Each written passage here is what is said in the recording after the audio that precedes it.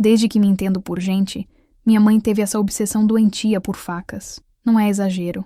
Tinha uma fileira delas, organizadas com precisão quase militar numa daquelas faixas magnéticas de inox na parede da cozinha.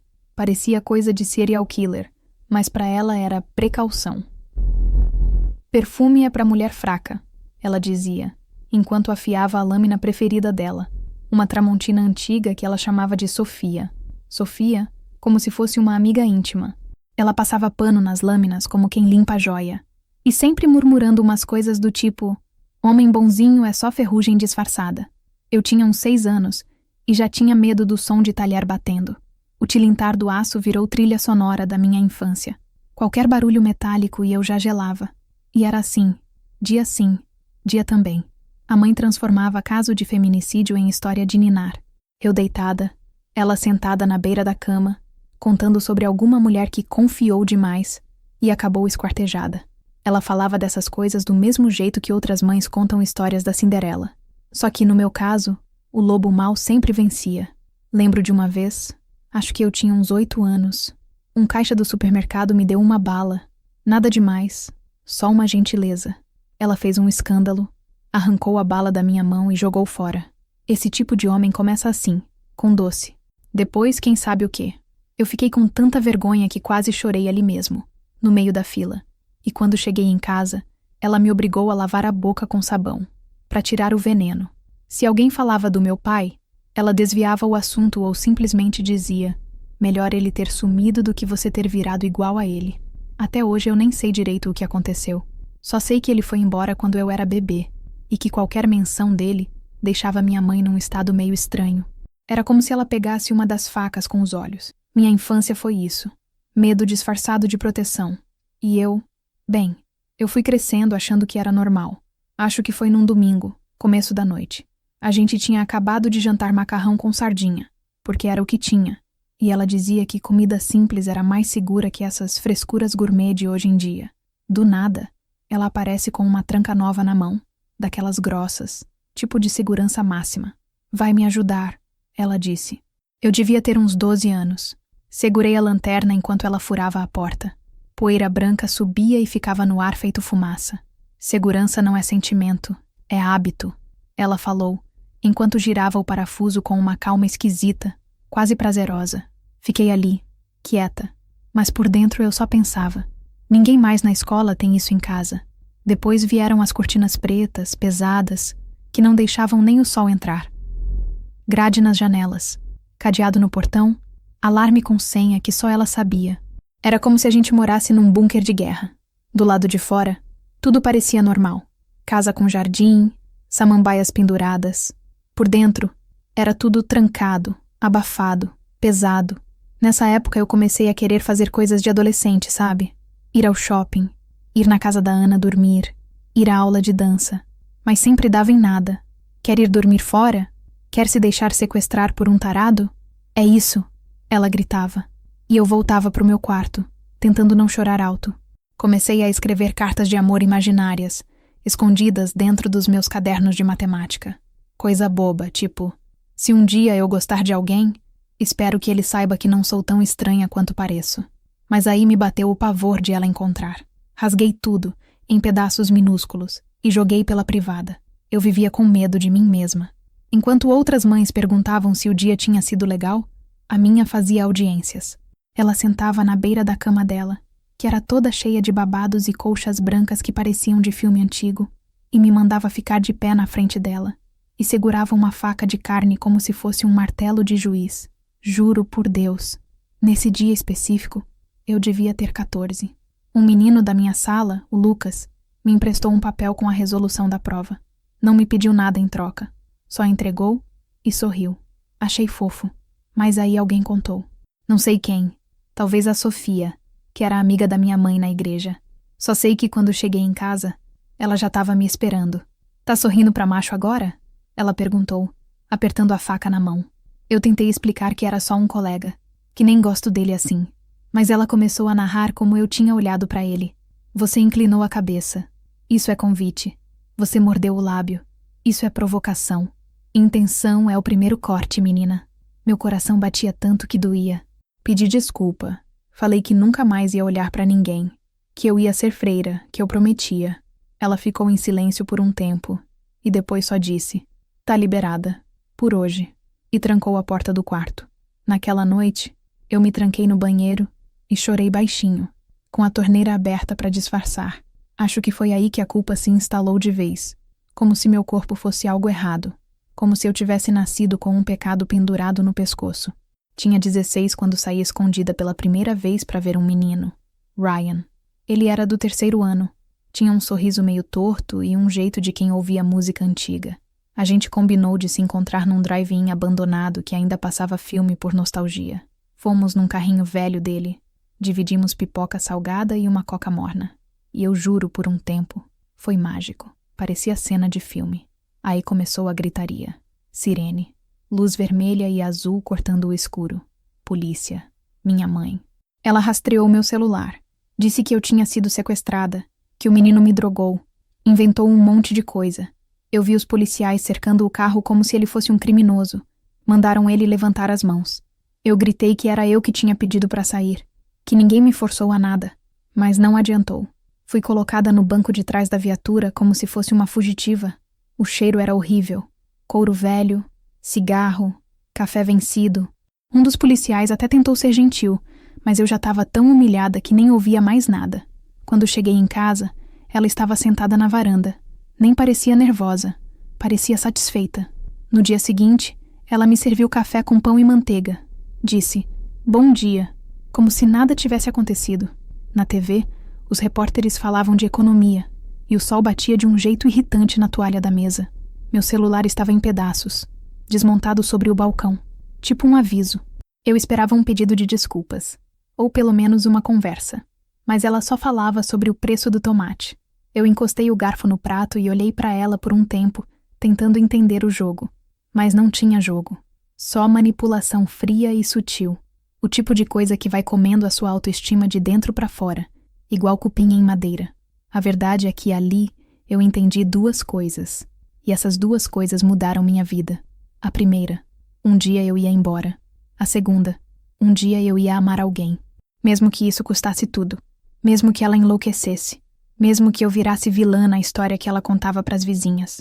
No fundo, eu já sabia o que viria depois, mas ainda não estava pronta para contar, nem para viver, só para guardar. Eu lembro exatamente do dia que o Daniel entrou na minha vida. Tipo, com detalhes. Era uma tarde quente, meio abafada, e a aula de psicologia avançada já tinha começado quando ele apareceu.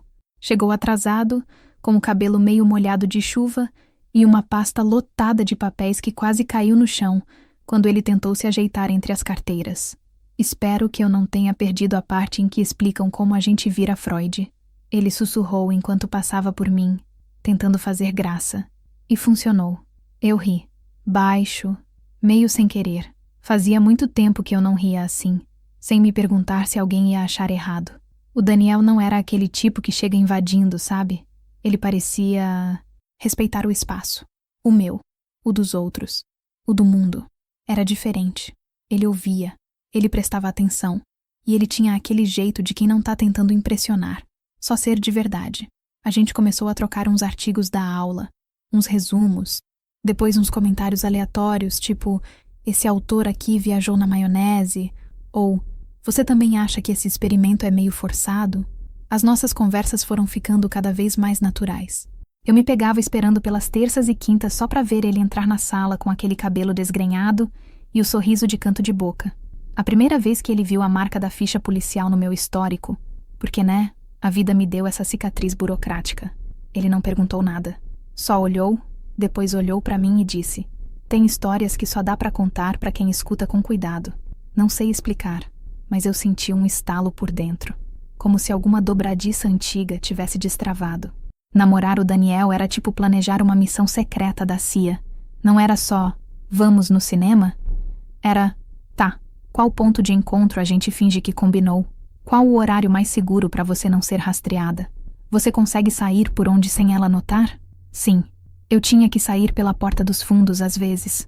Outras, dizia que ia estudar em grupo ou que ia fazer trabalho no laboratório. E até era verdade, a parte do estudo. Eu estudava o Daniel. O jeito que ele me fazia sentir. Como ele falava, tá tudo bem, e eu quase acreditava.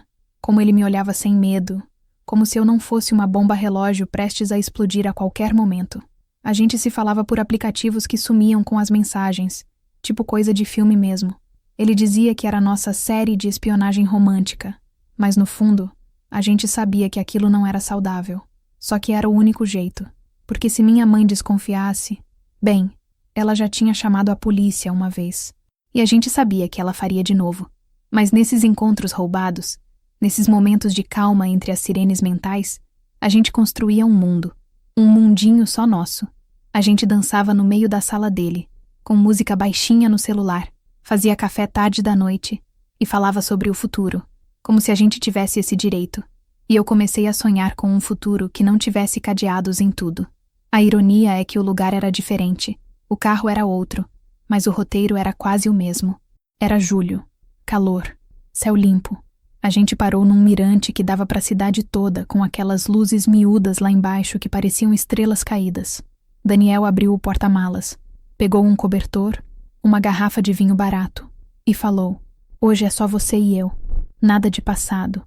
Eu sorri, e por 5 minutos eu acreditei, até ouvir o ronco do motor dela, aquela SUV prata que eu reconheceria até de olhos fechados. Ela parou do lado do carro dele, jogou o celular no vidro da janela, já falando com a polícia. Dizia que eu tinha sido dopada, que ele me sequestrou, que ela precisava salvar a filha dela. Eu não sei de onde tirei coragem, mas me coloquei na frente do Daniel e gritei: "Ele é minha escolha, mãe!" Os vizinhos acenderam luzes, as pessoas saíram nas varandas. Era como se a cidade toda tivesse virado plateia. Ela surtou, gritava, chorava, acusava, e Daniel, mesmo acuado, não reagiu com raiva. Ele só pediu aos policiais para me ouvirem. E eu falei, com a voz tremendo mais firme: "O único perigo aqui é o medo que ela tenta colocar em mim." A ocorrência ficou registrada como conflito familiar, sem crime. Mas para mim, foi mais que isso. Foi o momento em que eu parei de pedir permissão. Depois do barraco, a gente foi para a delegacia, claro. Sentamos lado a lado num corredor gelado, com cheiro de produto de limpeza forte e café velho. Daniel estava quieto. Eu também. Só o barulho das lâmpadas piscando lá no fundo quebrava o silêncio. Virei para ele e perguntei, quase num sussurro: "Ainda vale a pena?" Ele sorriu de leve. Passou o dedo onde um dia a algema tinha marcado meu pulso, como quem limpa uma lembrança, e disse: "Cada quilômetro vale."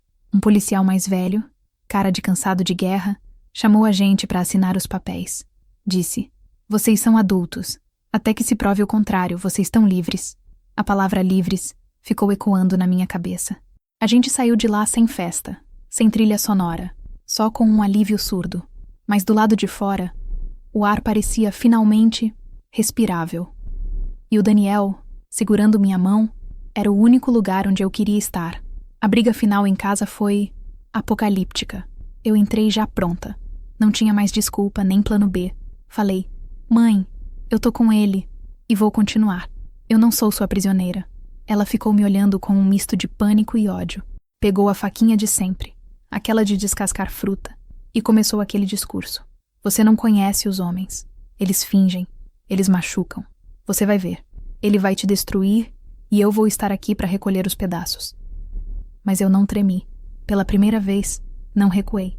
Encarei ela nos olhos e falei: "Você me ensinou a ter medo. Me ensinou a me esconder. Mas agora eu sei quem são os monstros. E ele não é um deles." Ela abaixou a faca, mas o olhar dela dizia tudo. Ali, naquele segundo, eu comecei a arrumar minha mala por dentro, mentalmente. Roupas, lembranças, documentos. Eu sabia que sair dali era questão de tempo. E dessa vez, não tinha volta. Foi num dia meio bosta, pra falar a verdade. Tava tudo nublado, e eu já tinha tido uma manhã péssima. Trabalho acumulado, dor de cabeça, e uma ligação da minha mãe dizendo que ainda dava tempo de desistir desse delírio com o Daniel. Eu desliguei na metade da frase dela, o que me deu até um mini ataque de pânico depois, mas enfim. Aí veio o Daniel, com aquela mania dele de transformar qualquer quinta-feira cinza em alguma coisa bonita. Ele me levou para dar uma volta num parque onde a gente sempre ia quando tudo começou. Eu achei que era só mais um passeio, um respiro. Mas no meio da caminhada, do nada começou a chover. Chuva forte mesmo, daquelas que parecem castigo, sabe? Eu tava já toda molhada, querendo voltar pro carro, quando ele parou de andar. Espera um pouquinho, ele falou, com aquela voz calma que ele usa quando tá tramando algo. Aí ele se ajoelha, no meio da lama, da chuva, de tudo, e tira uma caixinha do bolso. O anel não brilhou. Tava todo molhado, meio escorregando do dedo dele. Mas era lindo, simples, dourado, do tipo que não precisa de mais nada. Eu fiquei parada, sem saber se ria ou chorava. Só sei que ele olhou pra mim e disse: eu sei que o mundo que te deram foi cheio de armadilhas, mas será que você quer construir um novo comigo? Eu só consegui balançar a cabeça. Um sim encharcado, gaguejado, tremido, e a gente se beijou ali mesmo, encharcados, rindo feito dois malucos. No carro, meu celular tinha 11 chamadas perdidas da minha mãe. Eu não atendi.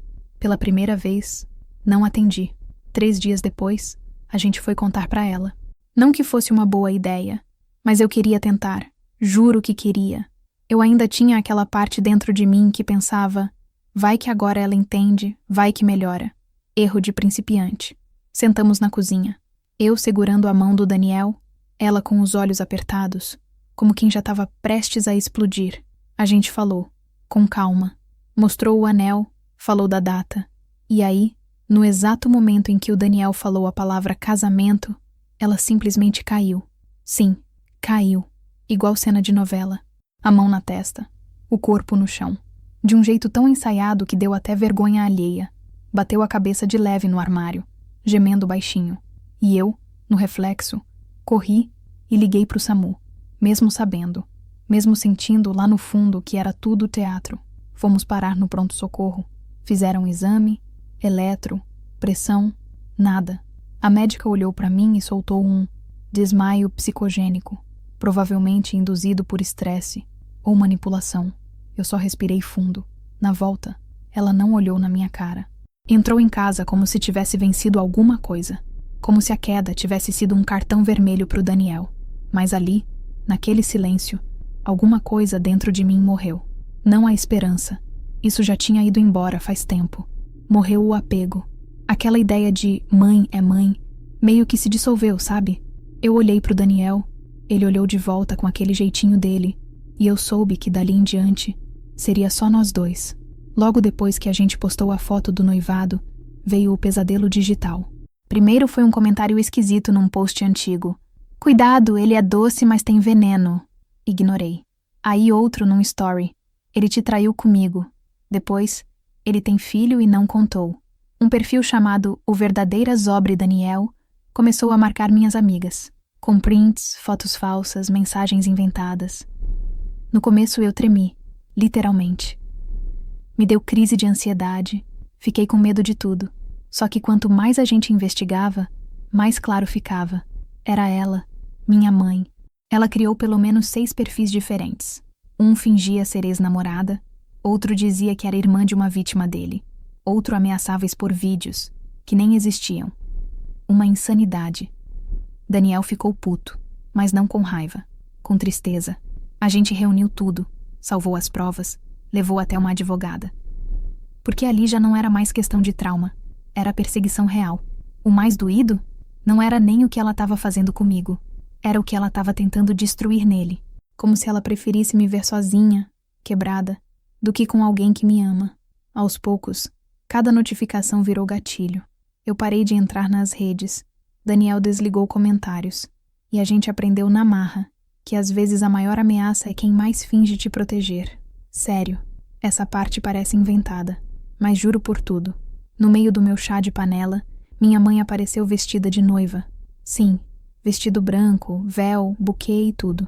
A gente estava num salão alugado por umas amigas, tudo decorado com carinho, bexiga, comidinha, música baixa. Eu tava lá, rindo com a Júlia e a Samira, quando escuto o barulho do salto no corredor. Quando me viro, ela, parada na porta, vestida de noiva. O silêncio foi imediato.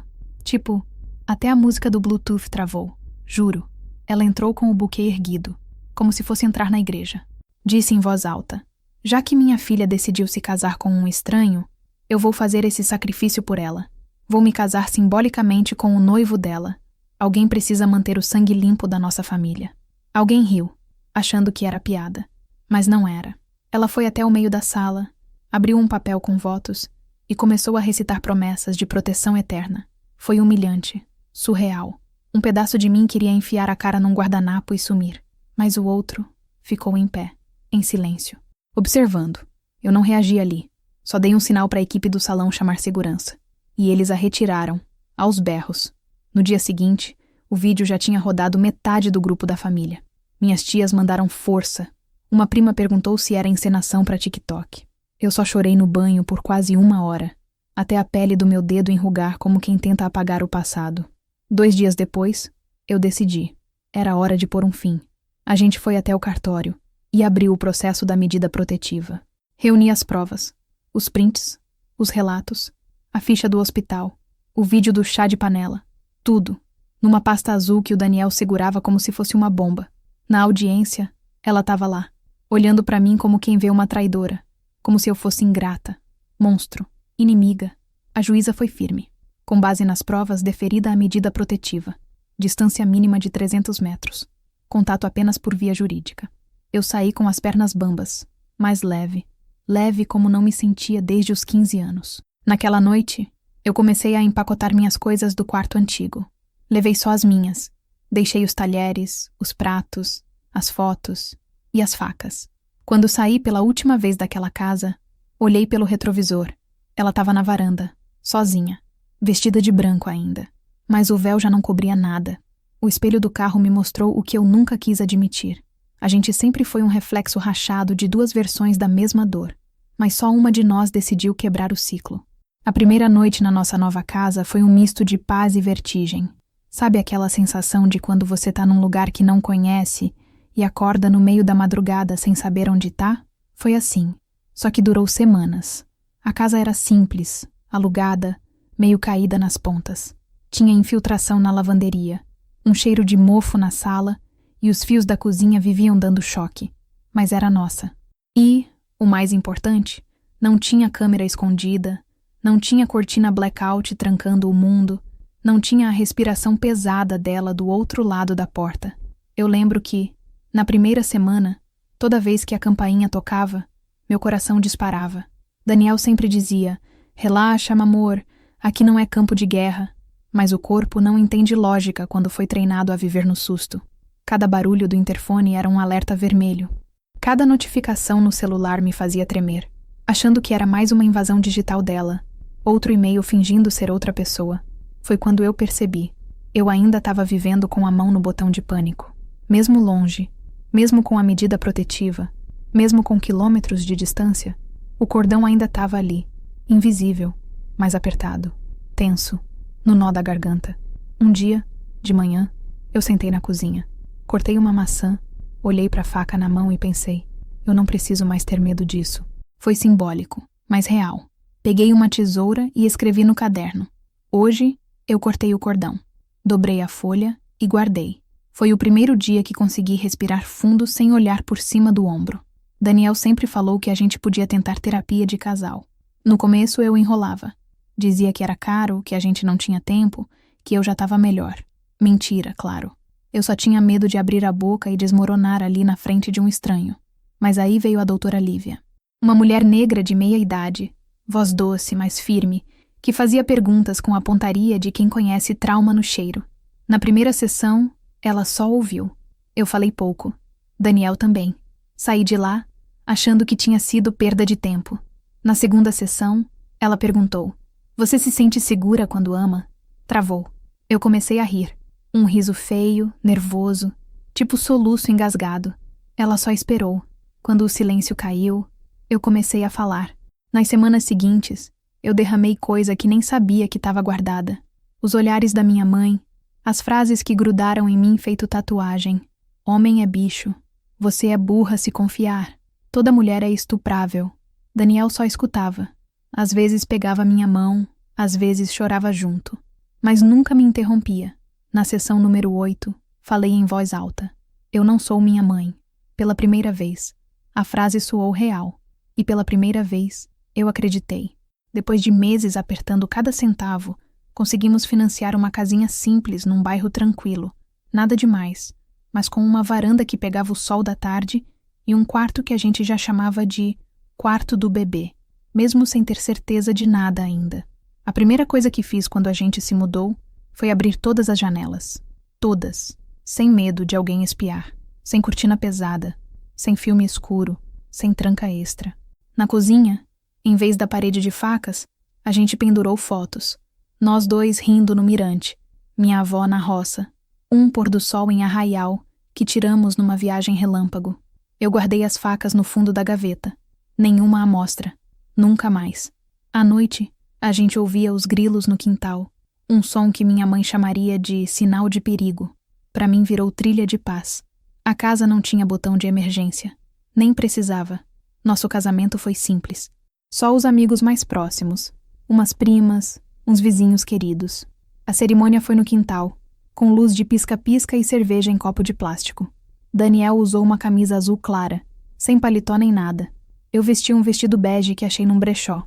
Nada de véu, nada de saltos altos. Eu queria sentir o chão, queria saber que era real. Doutor Lívia, sim, ela, topou fazer a cerimônia. E foi a melhor escolha que a gente podia ter feito. Ela começou dizendo: esses votos não são promessas de perfeição. São pactos de liberdade mútua. E pronto. Chorei. Quando chegou a minha vez, eu falei de medo. Falei de controle, de passado, de silêncio. Mas falei também de como ele tinha me ensinado a rir de novo. De como a mão dele nunca apertava, só acolhia. Falei que não prometia ser perfeita, mas prometia escolher ele todo dia. Mesmo nas crises. Mesmo nas sombras. Quando terminou, a gente dançou no jardim, descalços, com a grama molhando o pé.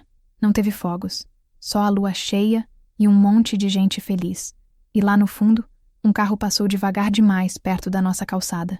Eu senti, eu soube, mas segurei a mão dele e continuei dançando. Mais tarde, vendo as fotos do casamento, meu olhar parou num detalhe que eu nem tinha notado no dia. O banco branco do lado esquerdo da cerimônia. Estava vazio. Era para ela. A gente deixou ali por, sei lá, costume? Esperança? Karma? Ninguém perguntou por quê. Acho que todo mundo já sabia. Olhei aquele banco na foto e não senti raiva. Nem tristeza. Senti só aceitação. Aquilo ali era a prova física de que algumas ausências falam mais que presenças. No fundo, eu sabia que se ela tivesse vindo, teria estragado tudo.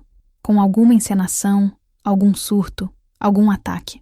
O banco vazio foi um lembrete silencioso. Não é todo mundo que cabe no recomeço da sua história. E a ausência dela ali foi o presente mais involuntário que ela podia ter me dado. No dia seguinte, a gente desmontou tudo.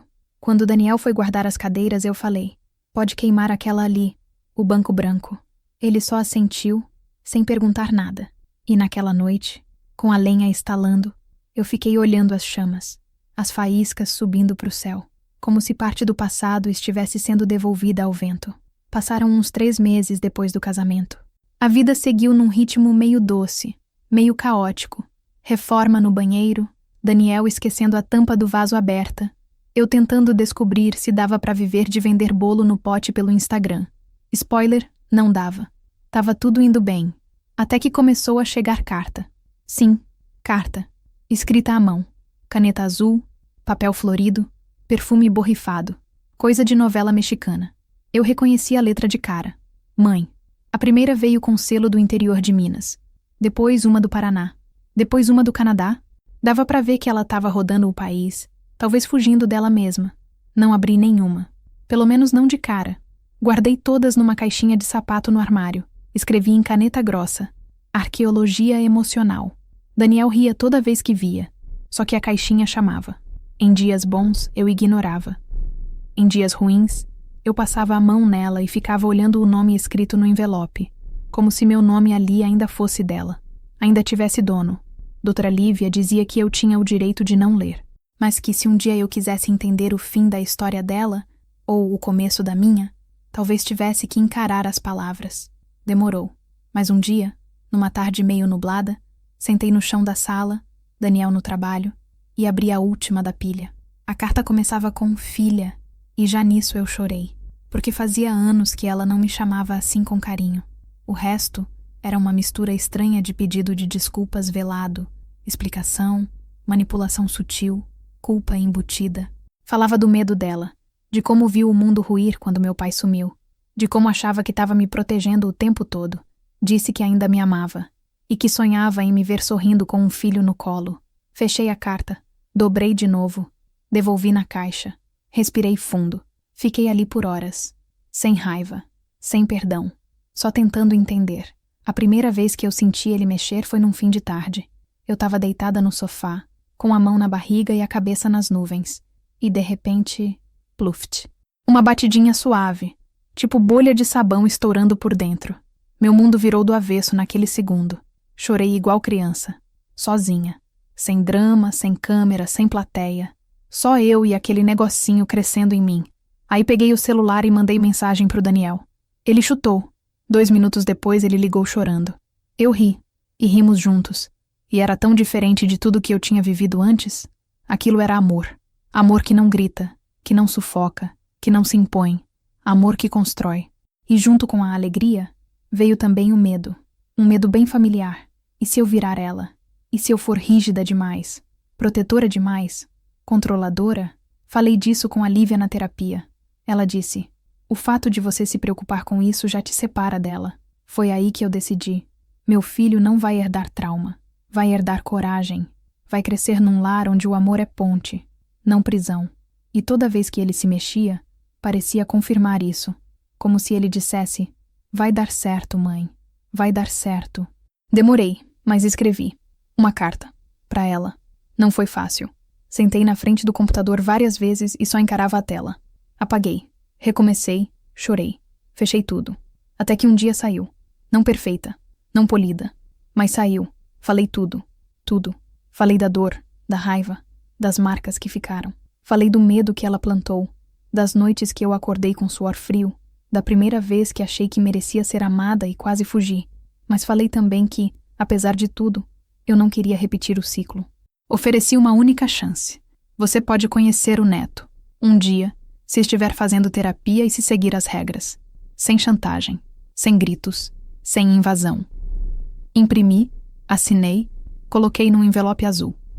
Mandei com aviso de recebimento. Só isso. Nunca soube se ela leu. Mas o silêncio depois disso foi mais maduro, menos raivoso, mais resignado. E por algum motivo, isso bastou pra mim. Mateu nasceu numa terça-feira de manhã. O parto foi rápido e intenso.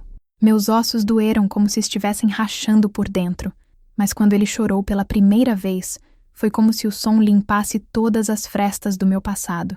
Daniel cortou o cordão, literalmente, e chorou mais do que o bebê. 2 dias depois, uma enfermeira bate na porta do quarto. Tem uma visita. Tá na lista aprovada do jurídico. Pode? Eu sabia. O coração já estava acelerado antes da pergunta acabar. Disse que sim. Pedi que ficasse na linha amarela do chão, aquela que separava o corredor do quarto. Limite simbólico. Ela apareceu, magra, cabelos mais curtos, uma roupa simples, tava com um buquê de flores amarelas nas mãos. Não atravessou a linha. Olhou pro bebê e murmurou: ele é lindo, igual você era.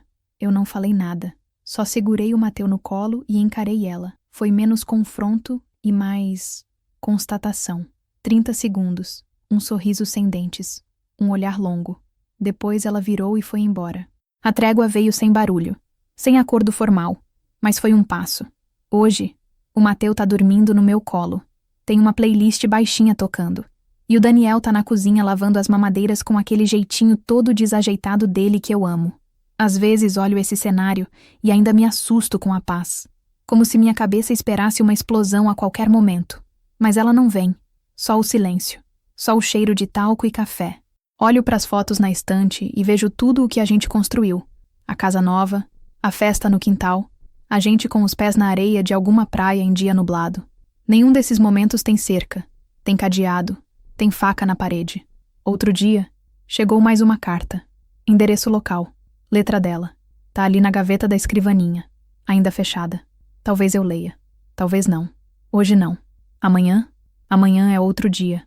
Um dia que não carrega corrente no tornozelo, que não carrega culpa como herança. Porque o amanhã, aqui em casa, não usa correntes. Usa sol, riso e espaço para respirar.